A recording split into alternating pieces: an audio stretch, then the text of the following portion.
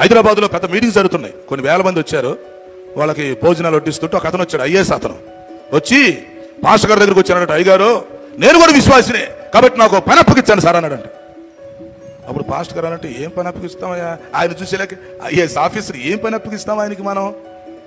ఆయన ఏం పని చేస్తాడని మన చర్చికి రావడమే గొప్ప, ఆయన ఏం పని చేస్తాడు? అసలు మనం పని చెప్పొచ్చా? ఏం చెప్తాం ఆయన అనుకుంటాడు. ఆయన చెప్పాడంట, సరే మీరు చెప్పకపోతే నేనే కోరుకుంటాను అన్నాడంట. సరే ఏదో ఒకటి చేయండి సరే అంటే అన్నాడంట, మీరు అందరూ భోజనం చేసి ఆ ఎంగిల్ ఇస్తర్లు మొత్తం అక్కడ పెట్టండి, నేను పడేస్తాను అన్నాడంట. దయచేసి ఆ పని మీరు ఎవరు చేయగాకండి, ఎంగిల్ ఇస్తర్ల పని నాకు అప్పగించానంట ఐఏఎస్. చర్చికి వచ్చి వెళ్ళటం కాదు, బాధ్యత అనేది కావాలండి.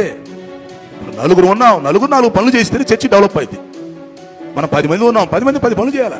అది అలా చేయకుండా మనం వచ్చేసి మనం ఏదో చుట్టం చూపుకి వచ్చినట్టు, గెస్టులకు వచ్చినట్టు, ఇన్స్పెక్టర్లకు వచ్చినట్టు చర్చికి వచ్చి వెళ్ళిపోతే అదేం పద్ధతి? ఆశీర్వాదం ఎక్కడి నుంచి వచ్చింది? చర్చి డెవలప్మెంట్ అటు జరిగితే